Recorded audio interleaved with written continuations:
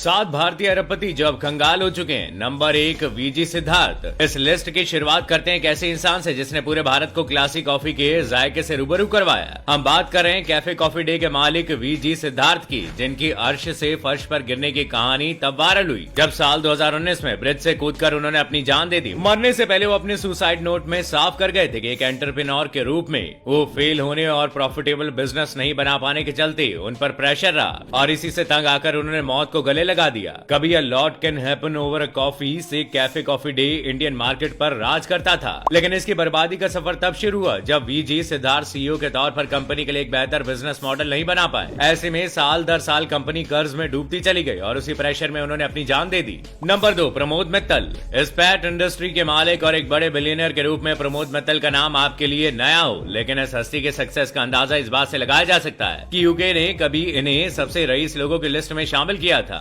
दुनिया के richest steel magnet के भाई होने के नाते इनका एक अलग रुतबा था, लेकिन ये शान शौकत और इज्जत कुछ ही सालों में धुआं हो गई। आलम ये रहा कि लंदन के कोर्ट ने इन्हें खुद दुनिया का सबसे बड़ा बैंकरप्ट बिजनेसमैन घोषित कर दिया। दरअसल मल्टीपल फ्रॉड केसेस के चलते प्रमोद मित्तल के नाम कंट्रोवर्सीज हमेशा से रही, लेकिन ये मुसीबत में तब फंस गए जब साल 2020 में ये नुरगेट इंडस्ट्रीज यूके लिमिटेड के 1348 करोड़ रुपए नहीं दे पाए। अपनी डूबती नैया बचाने के लिए उन्होंने हाथ पांव तो बहुत मारे, लेकिन फ्रॉड केस में इन्हें 2 महीने की जेल की हवा भी खाने को मिली। आज केवल इनकी इनकम ही शून्य नहीं है, बल्कि एक आम जिंदगी जीना इनके लिए मुश्किल हो गया है। नंबर 3, मेहुल चोकसी।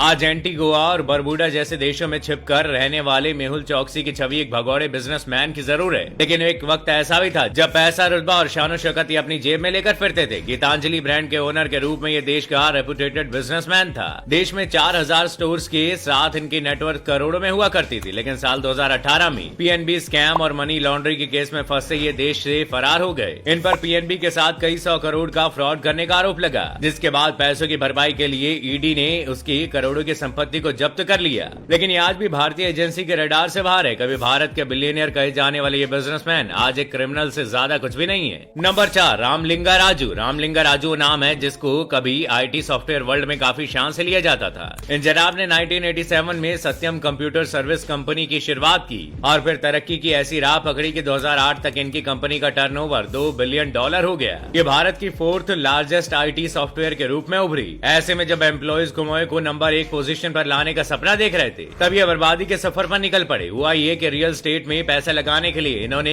कई सालों तक कंपनी के अकाउंट में प्रॉफिट और रेवेन्यू के आंकड़ों को बढ़ा चढ़ा कर दिखाया। इन्होंने अपने इन्वेस्टर और शेयर होल्डर को काफी समय तक धोखे में रखा और हजारों करोड़ रियल स्टेट में लगा दिए, लेकिन जब इसमें इनका सारा पैसा डूब गया तो ये फ्रॉड पूरी तरह दुनिया के सामने आ गया। ऐसे में साल 2015 में रामलिंगा राजू को फ्रॉड और फंड मैनिपुलेशन के केस में जेल जाना पड़ा। नंबर 5, विजय माल्या। एक इंडियन बिजनेसमैन, राज्यसभा एमपी और सक्सेसफुल किंगफिशर एयरलाइंस के मालिक के रूप में विजय माल्या कभी किंग ऑफ गुड टाइम्स भी कहलाया करते थे। भारत के टॉप बिजनेसमैन की लिस्ट में उनका नाम काफी शान से लिया जाता था। शराब बेचने से लेकर आईपीएल टीम खरीदने तक चारों ओर उनकी शोहरत छाई रहती थी, लेकिन ये सब कुछ छू मंतर हो गया जब विजय माल्या की पॉलिसीज खुद उन पर ही भारी पड़ने लगी। साल 2007 में डेक्कन एयर की दल उन्हें इतनी भारी पड़ गई कि लॉस से उभरने के लिए उन्हें हवाई यात्रा की कीमत बढ़ानी पड़ी और यहीं से किंगफिशर के बुरे दिन की शुरुआत हुई। आलम ये रहा कि विजय माल्या को अपनी डूबती नैया को बचाने के लिए बैंक से कर्ज लेना पड़ा और घाटे के जाल में वो कुछ ऐसा फंसे कि बुरी तरह से बैंकरप्ट हो गए और आखिर में देश छोड़कर फरार भी हो गए। नंबर 6, नीरव मोदी। डायमंड के बादशाह कहे जाने वाले मोदी कुछ साल पहले तक फोर्ब्स बिलियनियर की लिस्ट में अपनी दावेदारी रखते थे।